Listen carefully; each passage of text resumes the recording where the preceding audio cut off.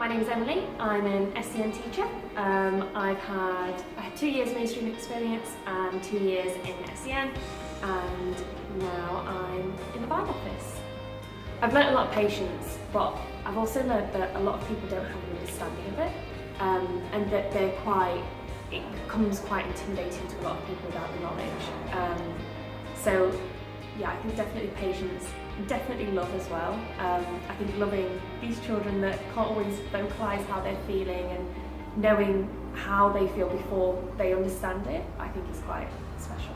So I think quite often children with autism become quite frustrated quite quickly, and they don't really understand how to manage emotions and understand how to show certain things.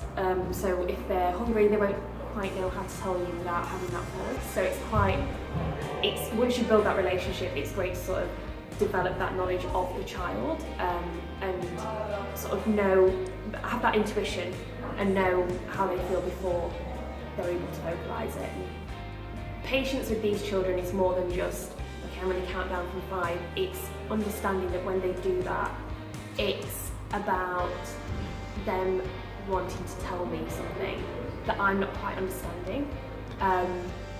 So for me, patience has been not only understanding, or they might not want to do this work, or this worksheet might not be right for them. It's about understanding that they can't always tell you something in the way that you'd expect them to. And it's taking the time to understand that, okay, if he's screaming, it might mean this, especially in ASD schools, because they do have the ability to communicate. It's just through a different medium. So it might be through the textbooks, it might be through sign language, it might be through, Makaton. It's something different than just, okay, I can see this kid's a bit sad, they've had a rough day. It's something more. It's their basic needs, and that's something that we all need to. I think in any setting you need to know your children well enough to know what their basic needs are and how to meet them, even if they're not vocalising it to you. More than anything, it's about learning how to change somebody's mindset. So I know that quite a lot of my teacher friends, because I come from a mainstream background first, a lot of my teacher friends would be like, oh, I don't know how you can do your job, like it's so stressful, you come home with bruises, and it sounds like it's a crazy day. But for me, it was a personal challenge, like changing their mindset on ASD and on SEN in general. But it's sharing those experiences that gain people's understanding, and I think that's the most important thing at the minute, because it is something that's around us and it is something that we have to accept. And I think the first way to do that is to have first-hand experience of it, and that's certainly what I've learned from it.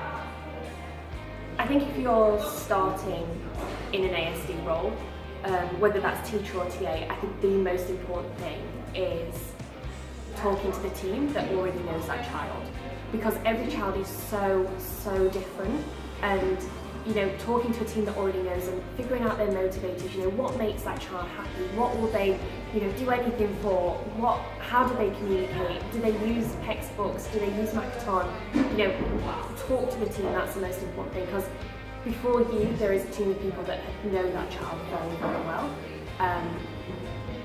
and yeah, it's just about asking them and working off what already works before you implement something. So for example, I had a young boy who would only eat bread. He'd only eat bread and chips, and he ate that since he was very, very little.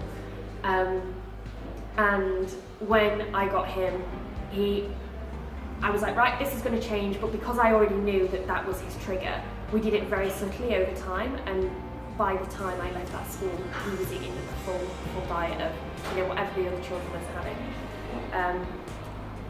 I was very sly about how I did that though, because he was, I wanted him to smell some chocolate spread on a spoon. I just dabbed it on his lip, and he licked it and was like, oh, chocolate! And then that was it. From there we just sort of took it off, so we tried so many different things, and he was rewarded with a spoonful of chocolate spread. I think the very special thing about ASDs and SEN schools is that they have such a strong team behind them.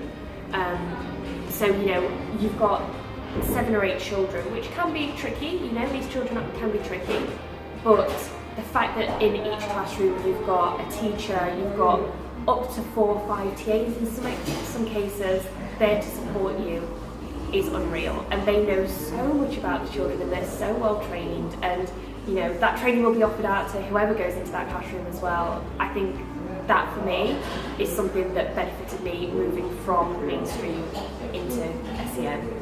That's something that, you know, everyone should use.